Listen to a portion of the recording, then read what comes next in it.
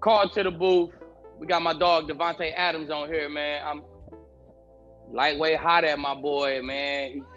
First year rookie fantasy football player. He murked me out. I don't know what he dropped. He know what he dropped. You know what you did, Davante. You know what I'm saying? Congrats on the dope ass season though, my boy. What's up with it? Appreciate you, bro. Appreciate you having me. Yeah, it's been definitely been an eventful season. Started off hot. Started off that first game hot. Ran into a little injury trouble and had a little scare. It was nothing too crazy, but do like me, I don't want to miss no time. So if I got to sit out any game, I'm gonna be hot about that. But we came right back to it and pick up where we left off. What you missed this year?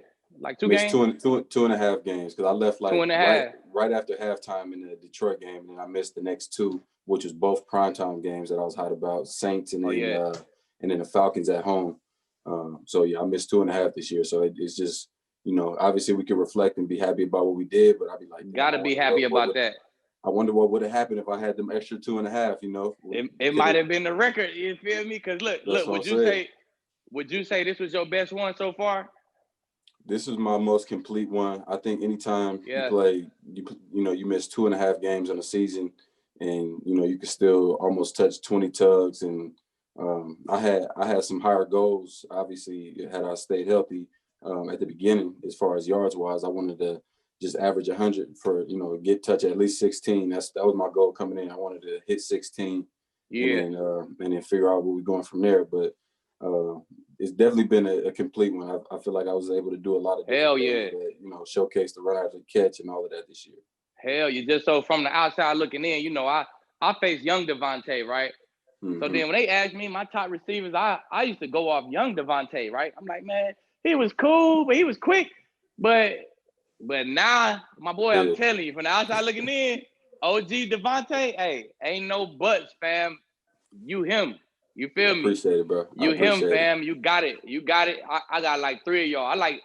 DK like a baby. Once DK get year 4, year 5, he gonna be a fool. No, it's gonna be trouble. Step, man, I'm telling you. But definitely, bro, from outside looking in, fam, this was your one this year. Hey, crazy. Nah, I feel like I got more comfortable, and then me and A-Rod connection just continue to get better and better each year. On top of me getting better individually, and obviously he the GOAT, so he gonna keep elevating too. So it's just a recipe for just both of us getting off as much as we really control what we do out there. I feel like a lot of people will go on the field and they'll tell you that they, depending on who they're playing, that they might get off or whatever the corner's looking like.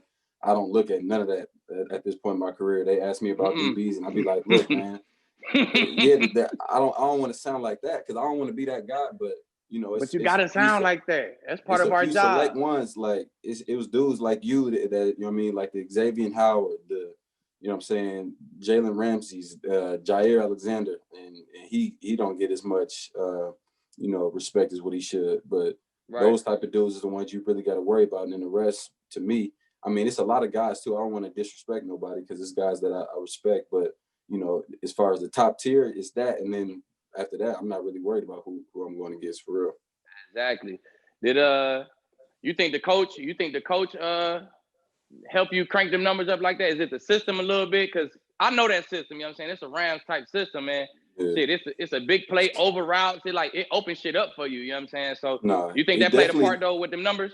Yeah, I think it helped. But the type of receiver that I am, I feel like I built my name and built like the type of player that I am based off of just being on the island. Like my releases and all that stuff, I feel like I wouldn't have been able to advance my one-on-one game just being in a booth with somebody the way that I have had I been in this office my whole career, because it's so much based off timing. You can't really spend too much time in the line. Like, it's just like bam, bam, quarterback coming here, he gonna fake, he gonna turn, look to that fake, spot, boom. Fire. You gotta be there. You gotta be there.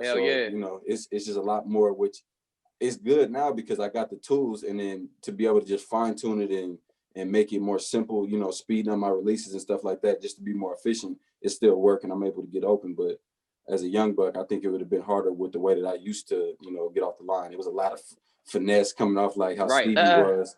Yeah, right. Yeah. And then A-Rod used to be like, and then he'd finally see me. But he liked that though. I feel like A-Rod ain't really want to throw nothing on time back in the day. He kind of wanted to let y'all, you know what I'm saying, let him move around a little bit. Then get it in there. So Low key. But yeah. he ain't trying to be waiting on me to the point where he might get hit. And I think he had a couple of those early in my career. But I feel that definitely. Yeah. Mm-hmm. Davante, yeah, I got you. Davante, so we've heard about Aaron Rodgers and how his leadership skills sometimes could be seen differently from the inside or from the outside. Have you seen a difference in him from a leadership standpoint this year? Obviously, you guys are playing at another level. You guys are playing really well, the number 1 seed. Obviously, guys are just different, their leadership styles. But have you seen anything differently this year that might have led to your success so far this season? Not for real, honestly. It been a lot. It been a weird year just with COVID and everything. So I think just his temperament been different because we ain't had a OTAs time, so we kind of all came in loving up on each other, trying to make up for lost time in that regard. But I haven't really seen nothing too crazy as far as like him trying to prove anybody wrong. Plus, one of my favorite competitors, athletes, idols growing up is Michael Jordan, and I think we all saw the Last Dance and how some of that stuff gets perceived. And I just think that certain people who did talk down on him or say he wasn't a great leader, they just wasn't really they weren't built for that type of just realness, I guess you could say. And I had from AAU coaches to Pop Warner my whole life. I always had coaches and players around me that was tough on me, so I never looked at anything like he's not a good leader just because of whatever it was. So honestly, I seen like it's been a lot of the same, just with more positivity, and we've been flowing and having a good season. So I think it's been good for him to stay positive. And then another one to that, you mentioned COVID as well. We've seen what's happening with the Cleveland Browns because of a COVID positive test. They won't have their head coach. They won't have Kevin Stefanski for the game on Sunday. How much caution are you putting into what you're doing on a daily basis when you're not in the facility? Because as we've seen, the NFL is not going to postpone a playoff game, particularly for a potential COVID absence. I think, me and the rest of my team, it's easy. We in Green Bay. So, it's what you going to do anyway? You might as well be at the house with your family, chilling, tucked off, watching football. That's really my plan. Just kicking it. We got the bye week, so I'm just taking advantage of that, getting my rehab in, and then I'm already a homebody especially during the season. So at this point, it's not really too hard for me to just kind of stay locked in and tapped into what I'm doing and just spending time with my little girl, my wife, and maybe a teammate or two. But other than that, it ain't really worth it at this point. We got you lose a game, that's when your off season kick in right there. So then you can do all the hanging out, everything you got to do. And we got a good thing going with the Packers right now. So I think everybody's tapped into that and making sure that they being smart and not doing nothing that could put the team in jeopardy.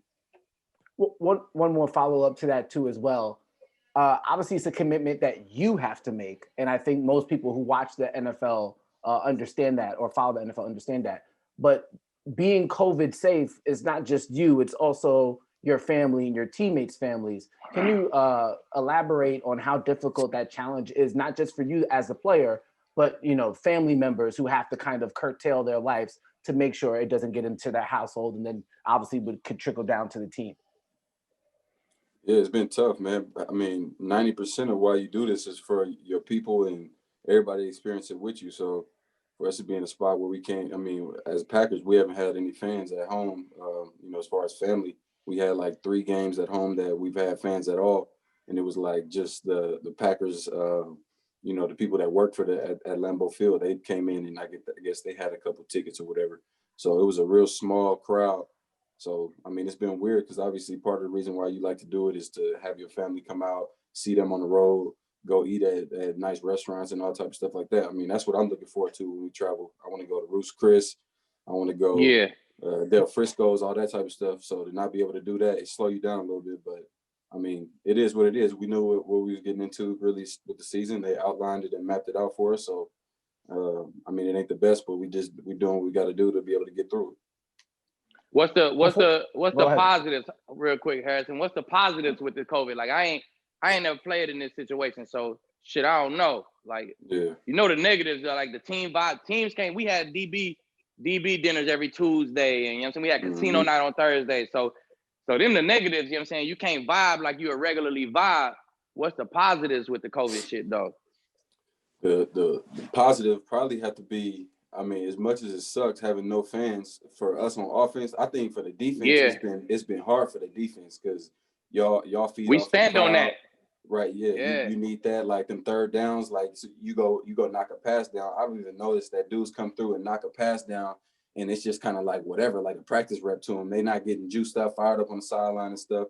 So we can feed off that on offense. It's no crowd noise, so when we on the road, it's not really, we're not dealing with a whole bunch of home field advantage for them, you know. So we can communicate too. So A-Rod probably used half of the signals that we do. I mean, you done played against A-Rod a few times, so you know how we get out there. He look out, see what the coverage is, and also we can hear y'all communicate too. And 12 so smart. You might look at the safety and change. We just told him what coverage we was in. Right, and now you said it. Now he heard you, and you say it again later in the game. Now he make a check, and we got a cover 2 beater now. You know what I'm saying? And then we can now have an explosive where y'all was trying to disguise or whatever. So it's been good with our communication on offense. I feel like we use more verbals now, which keep our signals off tape, and it take the juice away from the defense a little bit more. I've noticed. That's real. That's what I was thinking you was gonna say, something that, you know, get y'all the advantage on Sunday type shit. So yeah, that's what I expected though. Support for Call to the Booth is brought to you by Manscaped, who is the best in men's below the waist grooming. And big news from Manscaped, they just released their new cologne scent to help you feel good and smell good all over at all times. Now, who knew smelling good could actually feel this good, man? And Manscaped is trusted by over 2 million men worldwide. So don't get lost in the shuffle. Don't have bad below the waist hygiene. Join the movement, Manscaped. And that 2 million people that approve it, the men, I'm sure the women approve it as well too. It comes into a nice, great package. We've talked about on Manscaped before on the show with the Perfect Package 3.0. It comes with the trimmer, comes with the ball wipes. I mean, it has literally everything you need, and then you just throw on some cologne, and you really have everything that you need in order to how would we say this, Aqib? Be in playoff mode? Just to be ready. Just to be ready for the game. You know what I'm saying? You don't know what's gonna happen in the game, but you want to be ready for that game, right?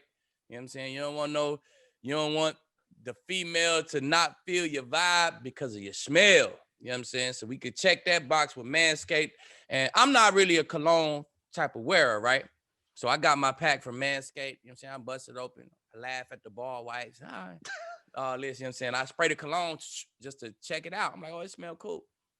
About like 45 minutes, you know what I'm saying? Wifey came in and, you know, I'm like, what's up, baby? She's like, what's that? Where you been? And I'm like, what, baby, what? And she like, man, the cologne. I said, what you got on cologne? I said, smell good. She said, yeah, smell good. So look, she think I was about to go do something or coming from somewhere. That's the vibe the smell gave her, you know what I'm saying? So y'all better get on board with it, man. It's the truth. These personal stories are the best. You know what to do. Go to get your 20% off with free shipping with the code NOFLYZONE at manscaped.com. One more time again. That's 20% off with free shipping with the code NOFLYZONE at manscaped.com. Look good, smell good, feel good with Manscaped.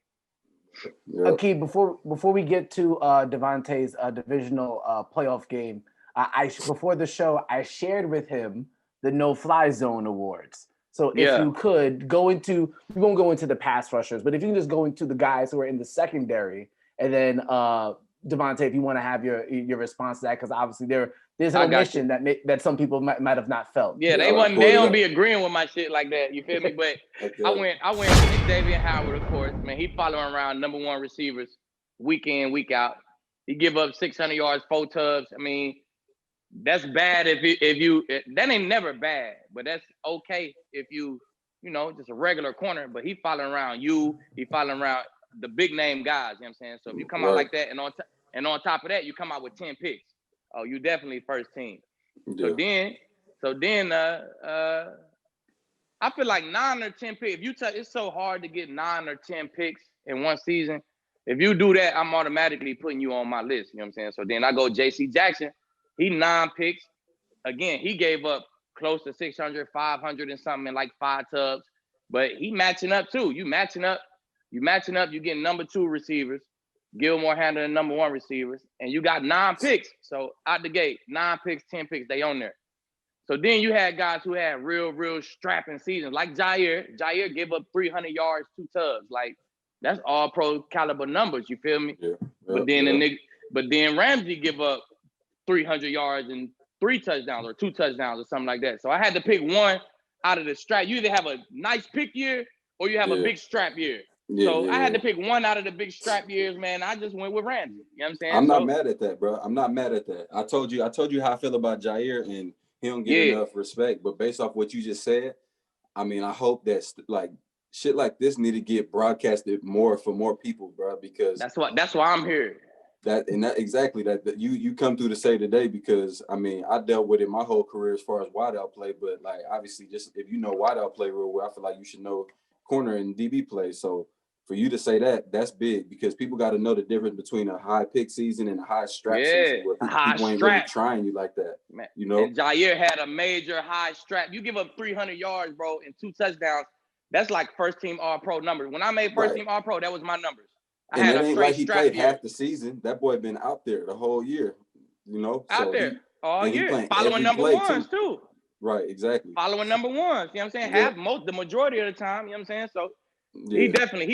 If I could have picked one more, it definitely was Jair. I had to, juggle him and Ramsey. I felt like Ramsey could move around a little bit more. He could get in the slot. You know what I'm saying? You tackle a little bit more. Tackle that boy. Tackle. That's the difference for me. That boy tackle. Yeah, he do. Yeah, that's what I like about Ramsey game, bro. Though. So talk about the DBs, you know what I'm saying? We get into it. Who you like? Who you know? I gotta have my shit. I gotta have my best Nikes on. You know what I'm saying? He gonna follow me around. I better be on my shit today. Who is them? Give me. We ain't gonna leave it to one. You know what I'm saying? We'll say your top 3 in the league right now. Who you respect? You know what I'm saying? They tip your hat off to them boys. Well, you said 2 of them. I think the way Xavier been playing, I've been talking about him since 2017. We played them. They came up to Green Bay. I didn't have a great game because we was running the ball a lot. It was like whatever. We wasn't really getting a whole lot of just one-on-one matchups too. But I could tell. Did he follow you? He was playing. Yeah, he was following me. So I was like, I mean, I only ended the game with maybe like 60 or something like that. But it wasn't really like a pass-heavy game. It was later in the year, but I have respect for him. I said he could play, and I ain't played Ramsey. My last rep against Ramsey was in the Pro Bowl. Actually, I ran a stutter going on the first rep and caught a deep one on him. But so I was on him about that. But and the only other time I played him was his very first game in the NFL, and he was in the slot. He wasn't really who he is now. He wasn't Ramsey yet. Nah, but he was still like, that boy was a big boy. That's one thing. When I saw him in person, like I seen him in the draft and all of that, but when I saw him in person, I was like, this dude is kind of big, bro. Like, this is a big dude. Big. And bro can run, though. Can run, can move. He rangy. Like, he reminded me a lot of Sherman as far as, like, the way that they move. It's just, like, the big turnover strides like that. Hell yeah. But, yeah, Ramsey, him and Xavier are probably the top 2. And only thing I'm not mad at Jackson, but I'm going to have to throw Jair in there just because I go against him every day.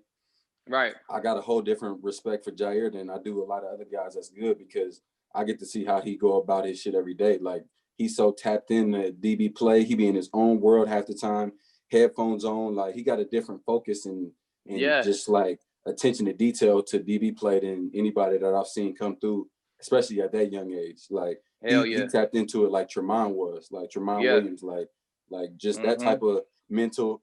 I'll never forget. I beat him on like I think it was stutter go, his first practice with the Packers. He came in, I beat him, and then I beat everybody in one-on-ones. Like, bro, I got clips on clips, so it's not even a big deal to me. Like, I'm not like boosted up. I'm not showing nothing. And then we get in the locker room. This boy still got all his pads on. He pulling his iPad out, watching one-on-ones, just trying to. He want to see that. He want to see that rep right there. He want to see it. So hey, he called me up. Like me, bro. Look, I swear to God.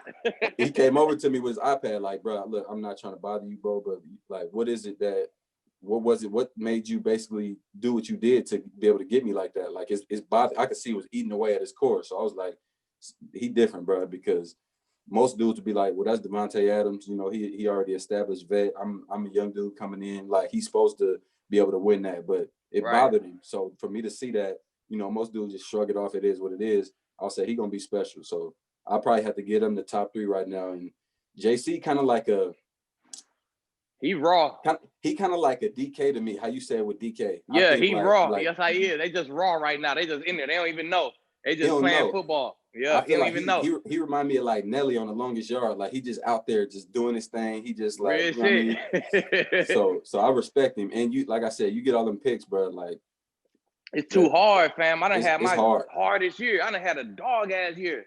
Right. Oop, I ain't make it through the whole season. I'm 6 picks. I only make it through 10 games though. You know what I'm saying? But I just you know how hard it is to play 16 first of all, and then you put up 9, 10 interceptions, man. That shit tough, bro.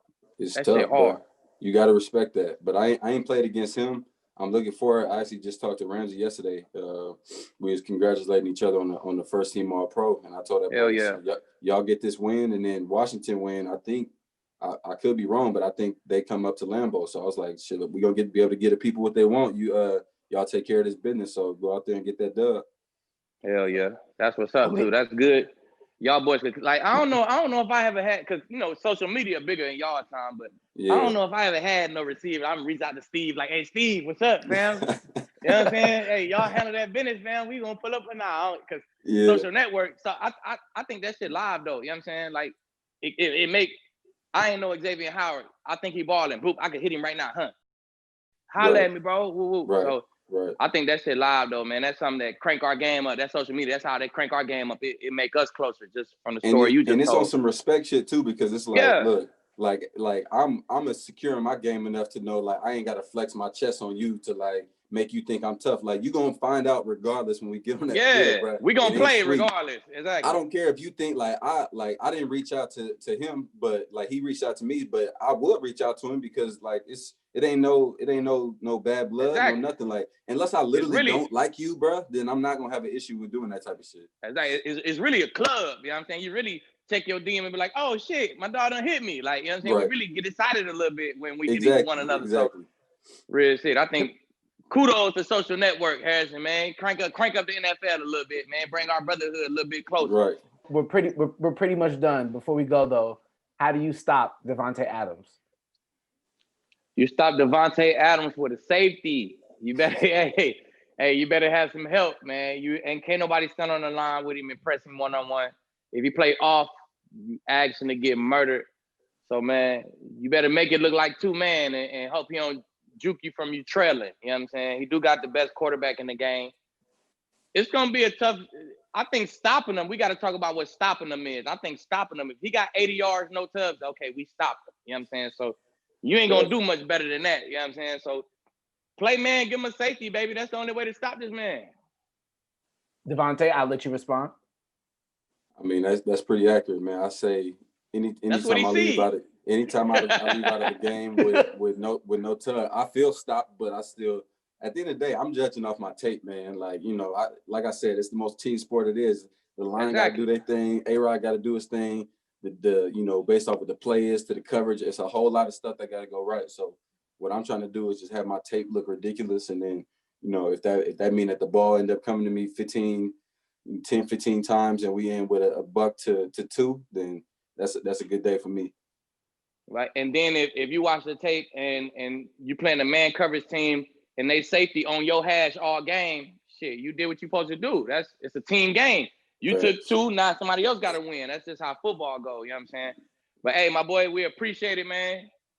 Congrats on a great season, man. #1 seed, all pro, Pro Bowl, all that, man. In my eyes, this was your dopest project right here, honestly. You know what I'm saying? So, hey, good luck in the tournament, bro. Finish that shit off, bro. I'm looking forward to it, man. Appreciate it, bro. Yeah, we'll circle back around. Hopefully, when all this done, hopefully I get some hardware this year. Yes, sir. That'll be a great interview. You already know, bro. Appreciate it. I love your game, bro. Appreciate you coming on.